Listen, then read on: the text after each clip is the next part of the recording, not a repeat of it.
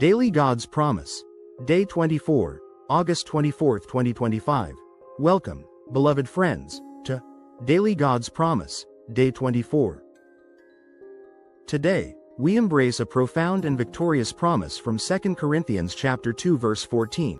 Now thanks be to God who always leads us in triumph in Christ, and through us diffuses the fragrance of his knowledge in every place. Now we will discuss the historical aspect of the verse. Paul wrote this letter during a time of tension and ministry challenges in Corinth. The imagery he uses here is drawn from the Roman victory parade, Triumphus, where a conquering general would lead captives, soldiers, and treasures through the streets as a display of triumph. Paul flips this imagery.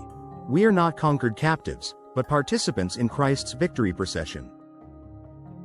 Jesus is the conquering king, and believers are led in his triumph, spreading his influence everywhere they go.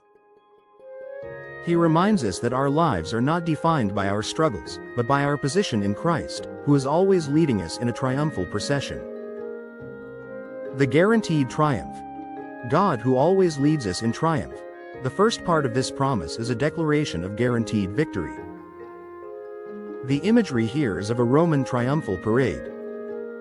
The general, having won a great victory, would lead his captives in a procession through the streets. Paul says that God is the general, and he is always leading us, his children, in a procession of victory.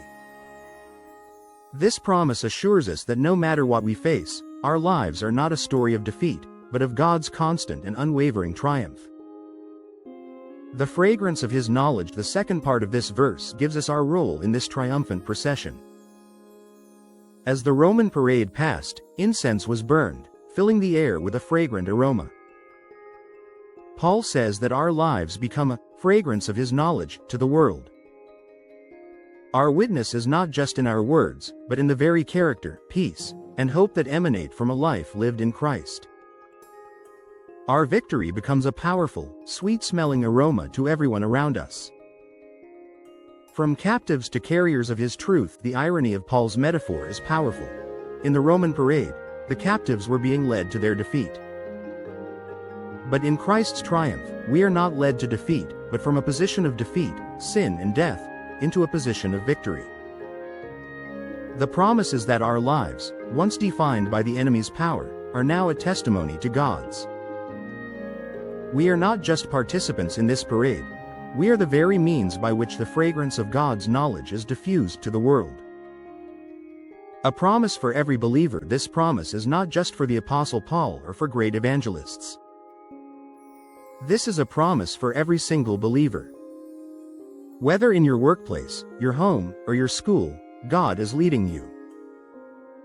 He promises to use your life, with all its triumphs and trials, to be a powerful witness of his victory. This truth gives immense meaning and purpose to our daily lives, transforming our struggle into a statement of his power. Old Testament cross-references. God's people have always been led in victory, as from Exodus chapter 15 verse 1. I will sing to the Lord, for he has triumphed gloriously. Victory belongs to God alone, as Psalmist says in 98:1. His right hand and his holy arm have gained him the victory.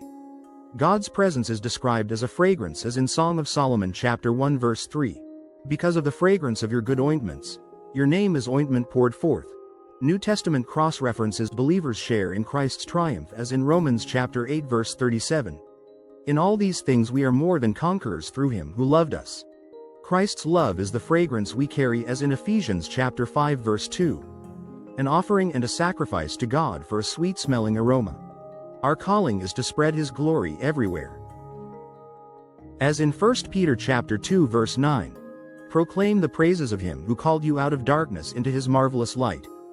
Living in his triumph today, if you are feeling defeated, remember this promise. Take a moment to thank God that he is always leading you in triumph in Christ. Look for opportunities to be a carrier of his fragrance. Your life, in its victory and its vulnerability, is a beautiful aroma to the world, a testament to God's goodness and his certain triumph. May you walk in the knowledge of his constant victory today. God bless you and give you grace after grace.